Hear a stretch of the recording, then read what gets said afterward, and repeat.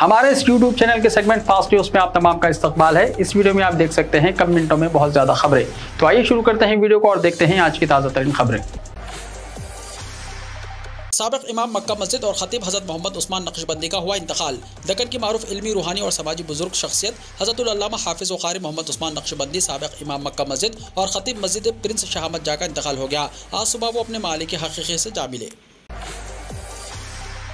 Chief minister Chandrashekhar Rao ने साबिक इमाम मक्का मस्जिद हाफिज़ मौलाना मोहम्मद उस्मान नक्शबंदी के इंतकाल पर ताज़ियत का इजहार किया। तेलंगाना के चीफ मिनिस्टर के चंद्रशेखर राव ने शहर हैदराबाद की तारीखी मक्का मस्जिद के इमाम और मारूफ इस्लामी स्कॉलर हाफिज़ मौलाना मोहम्मद उस्मान नक्शबंदी के इंतकाल पर गहरे दुख का इजहार किया है। चीफ मिनिस्टर केसीआर ने ज़ायद 50 साल से तारीखी मक्का मस्जिद के इमाम की हैसियत से मरहूम की जानिब से अंजाम दी गई खिदमत को काबिल सताइश करार दिया।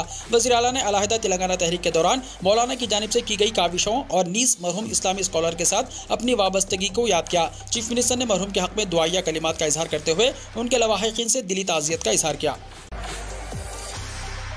बोधन रुकन असम्बली शकील आमिर पर खादिलाना हमले का इल्जाम, मजलिस के 2 काउंसलर्स गिरफ्तार। मजलिस इत्तेहादुल मुस्लिमीन के 2 काउंसलर्स को निजामाबाद जिले बोधन के एमएलए शकील आमिर पर खादिलाना हमले के इल्जाम में गिरफ्तार करके रिमांड पर भेजा गया।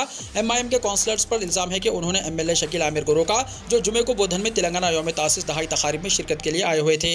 बीआरएस और एमआईएम कायदीन के दरमियान हल्की सी झड़प के बाद हालात कशीदा हो गए। एमएलए शकील ने बोधन पुलिस स्टेशन में शिकायत दर्ज करवाई के एमआईएम के लीडर्स ने इन पर हमले की कोशिश की है। पुलिस ने अल्ताफ और नवीद दोनों के साथ एमआईएम के काउंसलरों और एमआईएम के दीगर 8 लीडरों के खिलाफ मुकदमा दर्ज किया था। हफ्ते को पुलिस ने एमआईएम के दोनों काउंसलरों को गिरफ्तार किया और निजामाबाद में judicial second class railway magistrate के घर पर पेश किया। काउंसलर्स को 30 जून तक रिमांड पर भेजा गया। तेलंगाना के करीमनगर में सिर्फ 1 रुपये में चिकन बिरयानी, होटल पर अवाम का हुजूम उमड़ पड़ा। तेलंगाना के करीमनगर शहर में एक होटल इंतजामिया ने इफ्तिताह के मौके पर अवाम के लिए सिर्फ 1 रुपये में चिकन बिरयानी फरोख्त करने का ऑफर रखा था, जिस पर 1 रुपये में बिरयानी लेने के लिए होटल में हुजूम उमड़ पड़ा और कई अफराद ने इस ऑफर के तहत 1 रुपये की नोट हवाले करते हुए बिरयानी के पैकेट हासिल किए। लेकिन कई लोगों को बिरयानी ना मिलने पर मायूस लौटना पड़ा और कई ग्राहकों ने होटल इंतजामिया से बहस व तकरार की। बाज़ ने होटल मालिक पर शदीद बरहमी का इजहार किया। तफसीलात के मुताबिक गुज़िश्ता रोज़ करीमनगर शहर के गीता भवन चौराहे के पास एम्पायर होटल के नाम से एक नई होटल का इफ्तिताह अमल में आया। होटल मैनेजर ने 1 रुपये में चिकन बिरयानी की पेशकश की खबर आम कर दी, जिसके साथ ही अंदरून 10 मिनट तकरीबन 800 पार्सल होटल इंतजामिया ने फरोख्त कर दिए। ताहम इसके बाद आवाम का एक बड़ा हुजूम होटल पहुंच गया, जिस पर होटल इंतजामिया परेशान हो गया। इन अफराद ने बिरयानी खत्म होने पर होटल इंतजामिया पर बरहमी का इजहार किया। झगड़े और ट्रैफिक के बढ़ते मसाइल पर पुलिस मौके पर पहुंच गई। पुलिस ने इसकी सरजनिश की और आवाम को मुंतशिर कर दिया। इस मौके पर होटल के सामने सड़क जाम हो गई। लोगों ने बिरयानी के चक्कर में सड़क पर ही गाड़ियों को पार्क कर दिया, जिस पर ट्रैफिक पुलिस ने सड़क पर पार्क की गई गाड़ियों पर भारी चालान आयद किए। वाइस चांसलर तेलंगाना यूनिवर्सिटी रिश्वत लेते हुए रंगे हाथों पकड़े गए। तेलंगाना यूनिवर्सिटी के vice chancellor Ravindra anti corruption bureau के जाल में फंस गए हैं। एसीबी के हुक्काम ने उन्हें हैदराबाद के तारनाका में वाक़ उनकी रिहाइशगाह पर 50,000 रुपये रिश्वत लेते हुए पकड़ लिया। भीमंगल में इम्तिहानी मरकज कायम करने के लिए शंकर नामी शख्स से 50,000 रुपये की रिश्वत लेते हुए एसीबी के हुक्काम ने धावा करके उन्हें रंगे हाथों पकड़ लिया। फिलहाल एसीबी के ओहदेदारान वीसी के घर की तलाशी ले रहे हैं। तेलंगाना में केसीआर के दिन पूरे हो गए, अवाम हुकूमत से बेजार। सदर प्रदेश कांग्रेस रेवंत रेड्डी ने कहा कि केसीआर के दिन तेलंगाना में खत्म हो चुके हैं और अवाम केसीआर की आमिराना हुकूमत को मजीद बर्दाश्त करने तैयार नहीं। रेवंत रेड्डी गांधी भवन में बीआरएस कायदीन की पार्टी में शमूलियत के मौके पर खिताब कर रहे थे।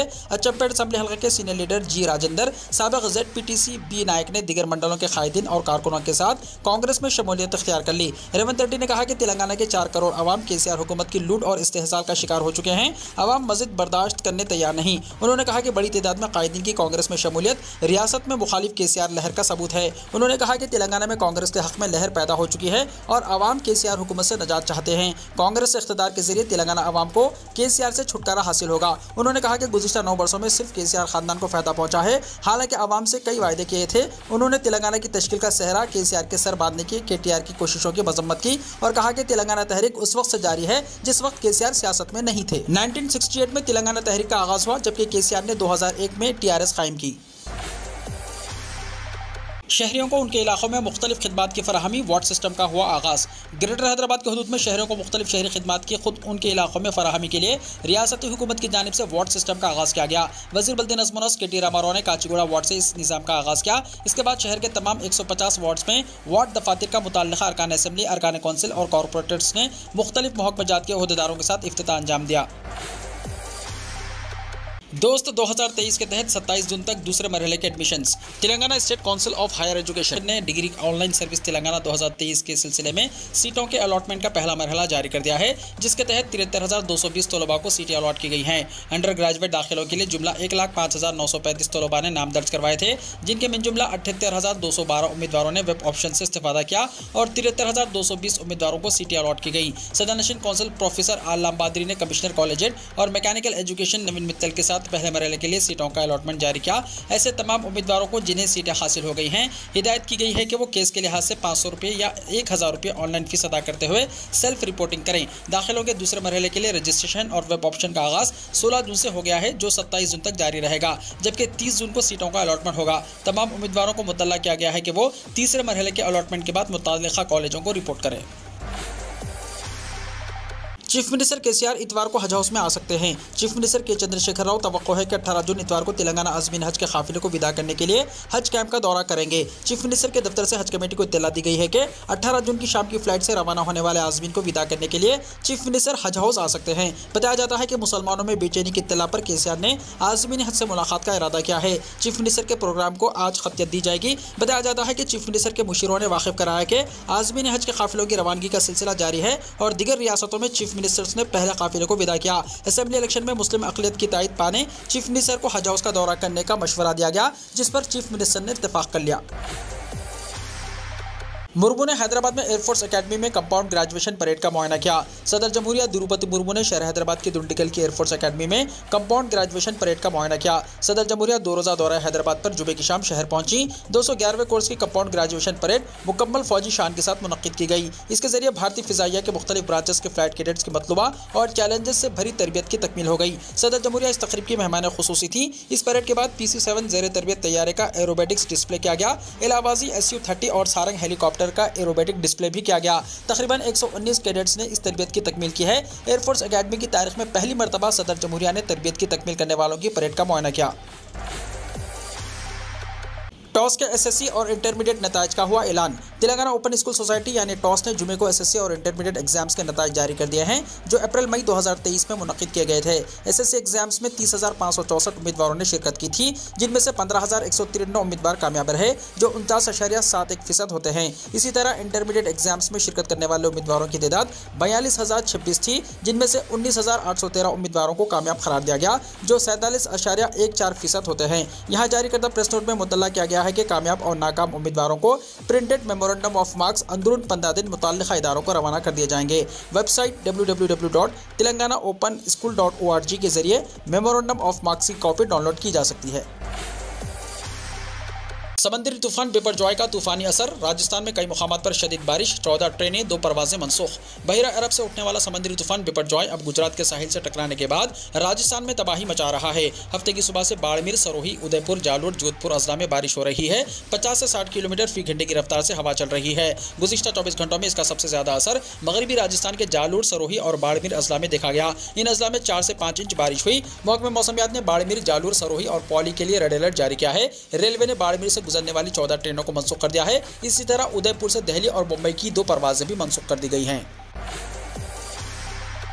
आधार अपडेट कराने की सहूलत में 14 सितंबर तक तोसी कर दी गई। आधार मुफ्त अपडेट कराने की आखिरी तारीख में 14 सितंबर तक तोसी कर दी गई है। इस मोहलत के अख्ताम के बाद आधार अपडेट कराने के लिए रकम अदा करनी पड़ेगी। साल 2014 से पहले आधार बनाने वालों के लिए लाजमी है कि वो इससे इस्तेफादा करें। आधार कार्ड की तफसीलात में उम्र, तस्वीर, उंगलियों के निशानात वगैरह को अपडेट करा लें। साल 2010 से 2018 तक आधार कार्ड बनाने वाले इस पर तवज्जो दें। शादी से पहले आधार बनाने वाली लड़कियों को शादी के बाद शौहर का नाम दर्ज कराने की सहूलत नहीं थी, ताहम ताज़ा अपडेट में इसकी सहूलत है। आधार कार्ड में नामों और दीगर गलतियों को दुरुस्त कराने का भी मौका है। इसके लिए 10th क्लास का सर्टिफिकेट, पैन, वोटर शनाख्ती कार्ड, पासपोर्ट कोई एक मुंसलिक करना लाजमी है। आधार कार्ड सेंटर पर अपडेट कराने में मनमानी रकम लेने के इल्जामात के बाद मी सेवा मराकज़ पर आधार कार्ड अपडेट कराने की सहूलत फराहम की गई है और साथ ही फीस की वजाहत की गई। बायोमेट्रिक अपडेट के लिए 100 रुपये, डेमोग्राफिक अपडेट के लिए 50 रुपये, आधार डाउनलोड कलर प्रिंट के लिए 30 रुपये फीस मुकर्रर की गई है।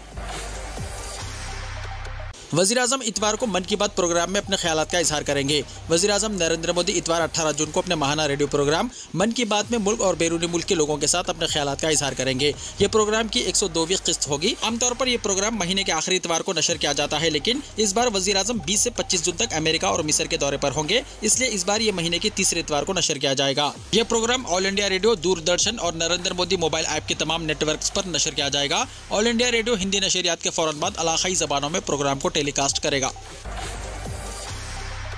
बीजेपी ने भगवान राम के नाम पर लोगों को लूटा, संजय सिंह ने कहा। आम आदमी पार्टी के लीडर संजय सिंह ने हफ्ते को बीजेपी पर भगवान राम के नाम पर आम लोगों को लूटने का इल्जाम आयद किया। उन्होंने बीजेपी पर निशाना लगाते हुए कहा कि वज़ीर-ए-आज़म नरेंद्र मोदी जय श्री राम का नारा लगाते हुए रेल सेल, LIC, कोयला बैंक, सड़क, बिजली, पानी सब बेच रहे हैं। उत्तर प्रदेश में आम आदमी पार्टी की तकरीब गाँव चलो अभियान के दौरान संजय सिंह ने कहा कि बीजेपी के लीडर ना तो भगवान राम के हैं और ना ही आम लोगों के। जो लोग इस मुल्क को बेचने की कोशिश कर रहे हैं, उन्हें भारत माता की जय का नारा लगाने का कोई हक नहीं। इनसे खबरदार रहें। बरेली में लोग इस इंतबाह के साथ सुरमा बेचते हैं कि नकल करने वालों से खबरदार रहें, वो ऐसे ही नकलची हैं। संजय सिंह ने मजीद कहा कि बीजेपी ने राम मंदिर के नाम पर हर गांव से चंदा जमा किया, मैंने उन्हें उजागर किया है। बीजेपी लीडरान ने 2 करोड़ रुपए की जमीन का टुकड़ा 16.5 करोड़ रुपए में फरोख्त किया और 5 मिनट के अंदर भारी मुनाफा हासिल किया। आम आदमी लीडर ने तंज़ अंदाज में राम मंदिर के लिए जमा की गई रकम में हेरा फेरी का इल्जाम आयद किया। उन्होंने कहा कि बीजेपी से नजात हासिल करनी है तो सिर्फ एक ही इलाज है और वो है झाड़ू।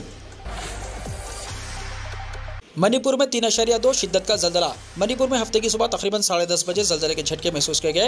रेक्टर स्केल पर इसकी शिद्दत 3.2 नापी गई। रियासत में कहीं से भी किसी किस्म के नुकसान की इत्तला नहीं है। इंडियन सेस्मोलॉजी सेंटर से मौसूला इत्तला के मुताबिक जल्जले का मरकज मणिपुर के कामजुंग इलाके में जमीन से 45 किलोमीटर नीचे था। जल्जले का मरकज 24.8 शुमाली अर्जुल बलद और 94.50 मशरकी तुलुल बलद पर था। गुजरात के जूनागढ़ में दरगाह के खिलाफ इंतजामिया का नोटिस, मुजाहिरीन की हंगामाराई, पुलिस ने किया ताकत का इस्तेमाल।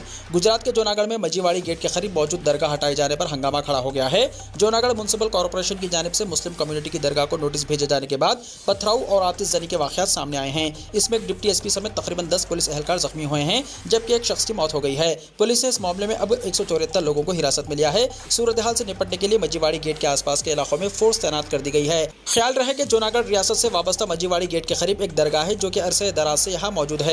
आज़ादी के बाद से लोग इसे देख रहे हैं। इस दरगाह को लेकर 5 साल पहले भी तनाज़ा हुआ था, मगर बात आई गई हो गई थी। 5 दिन पहले जूनागढ़ म्युनिसिपल कॉर्पोरेशन ने इस दरगाह के कागजात तलब किए थे। इसके बाद म्युनिसिपल कॉर्पोरेशन ने दरगाह पर नोटिस चिस्पा कर दिया। नवभारत टाइम्स की रिपोर्ट के मुताबिक जुमा 16 जून की शाम 7 बजे दरगाह पर एक बड़ा हुजूम इस इत्तला पर जमा हुआ कि दरगाह की कानूनी हैसियत पर सवाल उठाए जा रहे हैं। जब पुलिस इन लोगों को हटाने पहुंची तो हुजूम मुश्तइल हो गया, मगर पुलिस ने सूरत हाल को संभाल लिया और भीड़ को मुंतशिर कर दिया। सऊदी सुप्रीम कोर्ट ने इतवार की शाम जुल्हिज्जा का चांद देखने की दरख्वास्त की। सऊदी अरब की सुप्रीम कोर्ट ने मुमलिकत भर के तमाम मुसलमानों से इतवार की शाम 18 जून को जुल्हिज्जा का चांद देखने की कोशिश करने की अपील की है। वाज़ेह है कि सऊदी अरब में इतवार की शाम जुल्क़ादा की 29 तारीख है, पाकिस्तान में 29 जुल्क़ादा पीर को है और पाकिस्तान में जुल्हिज्जा का चांद देखने की कोशिश पीर 19 जून को की जाएगी। सऊदी सुप्रीम कोर्ट ने दरख्वास्त की है कि जो भी इसे खुली आंखों से या दूरबीन के जरिए देखे, इसके बारे में करीबी अदालत को मुतल्ला करे। वीडियो को लाइक शेयर कीजिए और हमारे इस YouTube चैनल को सब्सक्राइब करते हुए इसके बेल आइकॉन को भी प्रेस कर लीजिए ताकि हर आने वाली वीडियो का नोटिफिकेशन सबसे पहले आपको मिलता रहे।